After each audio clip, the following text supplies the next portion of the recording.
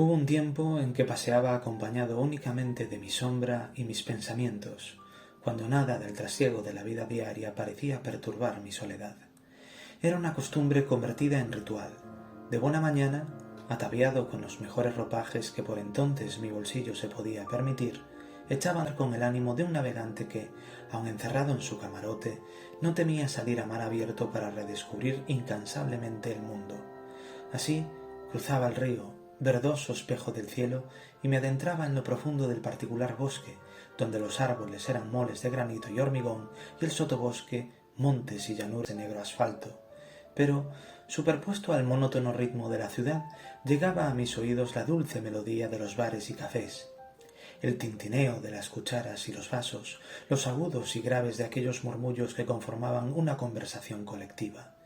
Todo era uno y todo remataba en mí, celoso intérprete de la realidad. Así, hundido en la comodidad de un sillón, pasaba las páginas como se esfumaban las horas y poco parecía importarme eso que los economistas llaman el coste de oportunidad. La lectura reporta un beneficio que muy pocas actividades pueden igualar. Como Sócrates, no anotaba ni una coma. Mis reflexiones y pensamientos se diluían en esta o aquella frase o palabra que juzgaba como claves para entender el todo. Así, cuando volvía a casa viajaba ligero, pero inmensamente rico. Me invadía entonces un intenso y gozoso sentimiento de soledad que acompañaba a mis numerosos momentos de autocompasión en los que mi vida se recreaba a la medida del canon romántico. ¿Verá a alguien como yo veo? ¿Pensará a alguien como yo pienso? ¿Sentirá a alguien como yo siento?, me preguntaba. El viento no trajo la respuesta entonces, pero finalmente apareció. Guiado por mi pasión por la historia del siglo XIX e influido por mis lecturas de Tocqueville y Burke sobre la Revolución Francesa, el pasado abril encargué a mi librería de referencia que consiguiera las Memorias de Ultratumba de Chateaubriand. No estoy hablando de la edición de bolsillo de Alianza Editorial, sino de las memorias íntegras, más de 1400 páginas, editadas por cátedra para la colección Áurea, con traducción, introducción y notas del catedrático de Filología Francesa José Antonio Millán Alba. François-René de Chateaubriand, 1768-1848, fue un escritor francés y político. Nacido en una familia de cierto abolengo, pero modesta, pasó los años de la Revolución realizando una gira por los Estados Unidos de América, donde tuvo ocasión de conocer al presidente George Washington y por los ejércitos de los contrarrevolucionarios que, en su opinión, fueron los responsables del deterioro de su salud. Como muchos realistas, volvió a Francia para servir bajo las órdenes de Napoleón, pero dimitió en 1804 con motivo de la ejecución del duque de Enghien. Fue embajador y ministro de Asuntos Exteriores bajo la Restauración, pero su carrera se vio saboteada por los ultrarrealistas. A pesar de todo, se negó a formar parte de la monarquía de Julio. El genio del cristianismo, René y Memorias de Ultratumba son sus obras más conocidas. La primera es una comparación de la Revolución Francesa con otras revoluciones de la antigüedad y con la Inglaterra del siglo XVII. La segunda dejaba al descubierto el alma de un joven romántico, mientras que las memorias son una combinación de historia y de autobiografía, una juxtaposición sarcástica del yo, especialmente de sí mismo, en relación con los grandes acontecimientos. A continuación, analizaremos la primera parte de las memorias, centrándonos en esta ocasión en la relación entre Chateaubriand y la Revolución Francesa. En sintonía con autores como Burke, Maitre, Bonald o Mallet-Toupin, Chateaubriand milita desde primera hora en la contrarrevolución. Sus memorias están jalonadas, en ese sentido, por incisivos comentarios y reflexiones en torno al proceso revolucionario. Una de las primeras impresiones nos la da su relato sobre su agitada participación en los estados de Bretaña a finales de 1788, cuyas reuniones se vieron convulsionadas por una insurrección popular. Para hacer frente al peligro que se cernía sobre los notables, Chateaubriand y sus pares estamentales se arrojaron a la calle y, con la espada en la mano, cargaron contra los insurrectos de Rennes, que les recibieron a gritos y pedradas, a estacazos y tiros. Resuelta la refriega en detrimento de los nobles, entre cuyos caídos hubo de contarse un antiguo compañero de colegio, nuestro autor invita finalmente al lector a pasar adelante. Atraviesa el río de sangre que separa para siempre el antiguo mundo del que surges, del nuevo mundo a cuya entrada te sorprenderá la muerte. Respecto a la toma de la Bastilla, nuestro autor confiere al sangrante episodio un carácter fundacional. La misma cólera brutal que había arrasado la fortaleza el 14 de julio de 1789 pondría los cimientos de un nuevo régimen que, si bien creyó sacudirse el yugo militar del antiguo, volvería a ser pisoteado, esta vez por su propia bota, a tenor de la creación de un nuevo ejército formado por el pueblo. Pero la impresión que mejor define el rechazo del bretón de la Revolución es, desde mi punto de vista, la que refiere a raíz de la toma de la Bastilla y que, por su capacidad de evocar nítidas imágenes, reproduzco aquí. Pocos días después, estábamos asomados a la ventana de la pensión mis hermanas, algunos bretones y yo, cuando oímos gritar: «¡Cerrad las puertas! ¡Cerrad las puertas!». Un grupo de desarrapados llegaba por un extremo de la calle, y en medio del grupo se alzaban dos estandartes que no distinguíamos bien desde lejos. Cuando se acercaron, vimos dos cabezas desgreñadas y desfiguradas que los antecesores de Marat llevaban clavadas en la punta de sus picas. Eran las cabezas de los señores Foulon y Verviers. Todo el mundo, excepto yo, se retiró de las ventanas. Los asesinos se pararon frente a mí y levantaron unas picas, cantando, saltando y dando brincos para acercar a mi cara las pálidas efigies. El ojo de una de las cabezas, fuera de su órbita, caía sobre el oscuro rostro del muerto. La pica atravesaba la boca abierta cuyos dientes mordían el hierro. «¡Bandidos!», exclamé yo, poseído por una indignación que no podía reprimir.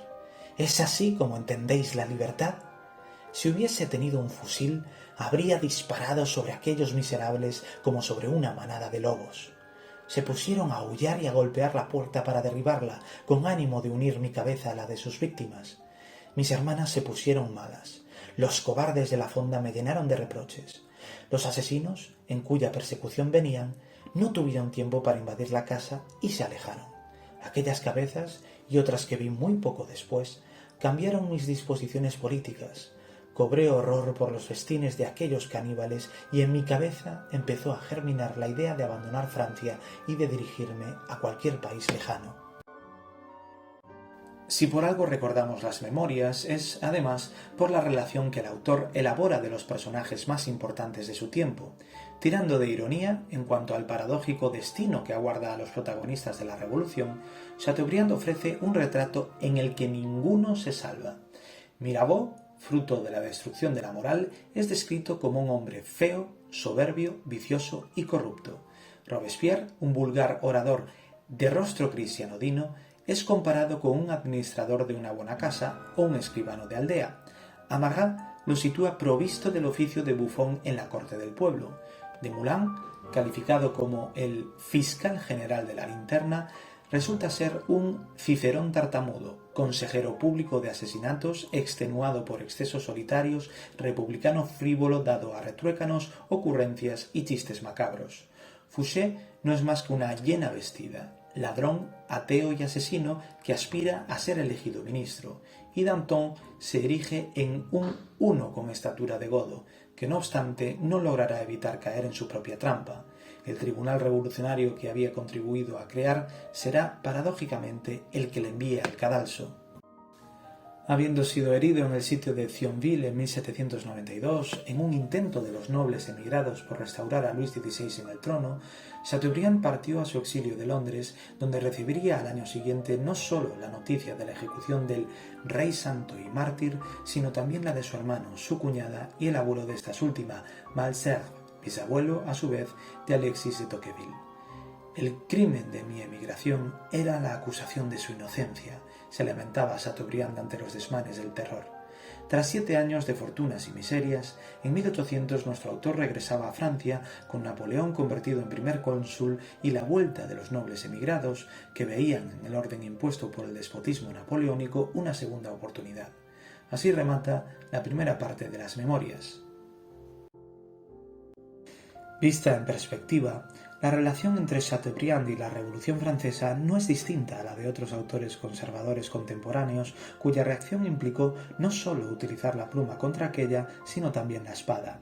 Chateaubriand acude al funeral del antiguo régimen para enterrar con él su juventud y asumir plenamente la adultez que, en vista de los acontecimientos, depara el conflicto contra un mundo nuevo, contra la modernidad si se prefiere.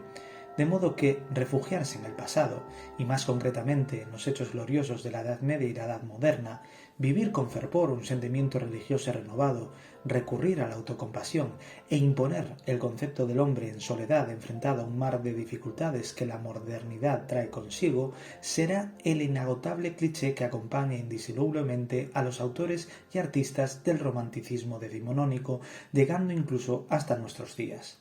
La contribución de Chateaubriand en ese sentido es enorme. Para el autor, la revolución no es más que un mar de sangre a través del cual se logra encumbrar a una serie de personajes siniestros que equivocan fatalmente el concepto de libertad, el cual debería apoyarse, según Chateaubriand, en el genio del cristianismo. Esto le acerca, con la debida prudencia, al pensamiento de Erasmo, pero le aleja de una parte de sus colegas dispuestos a negociar y llegar a acuerdos al rechazar de plano la situación en que se encuentra Francia. De haber contribuido a ese estado de cosas, el autor señala como culpables, de hecho, a una parte de la nobleza, por cuya mano se abolió oficialmente el feudalismo la noche del 4 de agosto de 1789. En ese sentido, la firmeza de sus convicciones y el inmovilismo característico de su posición será motivo de su caída en el futuro. No se apea Chateaubriand de los viejos valores y las antiguas costumbres que le sirven para prevenir el contagio de la fiebre igualitaria. Y para ilustrar la transición entre el viejo mundo y el nuevo, el noble bretón no halla mejor manera que la de traer a colación sendos extractos de las actas de defunción de su padre y su madre, poniendo el acento en la diferencia de estilo entre ambos.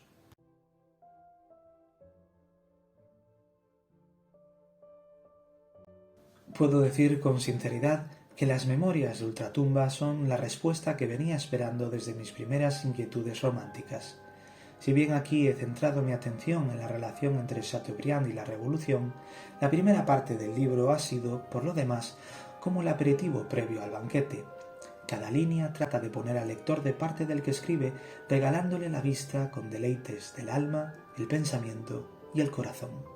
Lo ha logrado en parte, ya que, si bien yo también llegué a cogerme a mi hidalgo abolengo para saberme por encima de los demás, soy una víctima obligada por las lecciones del darwinismo a adaptarme a toda circunstancia que los tiempos traen consigo. Por otra parte, el autor transita por las geografías de la historia, la autobiografía y la literatura, desempeñándose mejor como literato que como historiador, vista la parcialidad con la que juzga unos hechos que le afectan de lleno. En su faceta biográfica, Chateaubriand, aunque pecando de modestia, exalta sus logros y sus miserias, dejándose intencionadamente detalles por el camino. La genialidad del relato, no obstante, compensa todo lo que de beato y ultraconservador tiene el personaje, celoso, como sus correligionarios, de preservar una feudalidad contra la que ya claman los siervos, una feudalidad contra la que el abate Sieyès escribe, en fin, en estos términos. En los viejos castillos, el privilegiado se respeta mejor, puede detenerse durante largo tiempo extasiado frente a los retratos de sus ancestros y embriagarse a sus anchas con el honor de descender de hombres que vivían en los siglos XIII y XIV, y es que nadie puede imaginar que eso sea algo común a todas las familias. En su opinión, es un carácter particular de algunas razas. A menudo presenta esa serie de antecesores cuya vista le ha provocado a menudo los sueños más dulces, pero se detiene poco en el padre y el abuelo. Sus ancestros más antiguos son los mejores, son los más cercanos a su amor y su vanidad. Hemos visto esas largas galerías paternas, no son valiosas por el arte del pintor, ni siquiera por el sentimiento de parentesco, pero cuán sublimes son por los recuerdos de tiempos y costumbres de la buena feudalidad. En esos castillos es donde se siente con entusiasmo todo el efecto de un árbol genealógico de ramas frondosas y tallo alto. Ahí es donde se sabe lo que vale un hombre como es debido y el rango en el que hay que colocar a todo el mundo. Chateaubriand, el testigo; Chateaubriand, la víctima; Chateaubriand, el protagonista.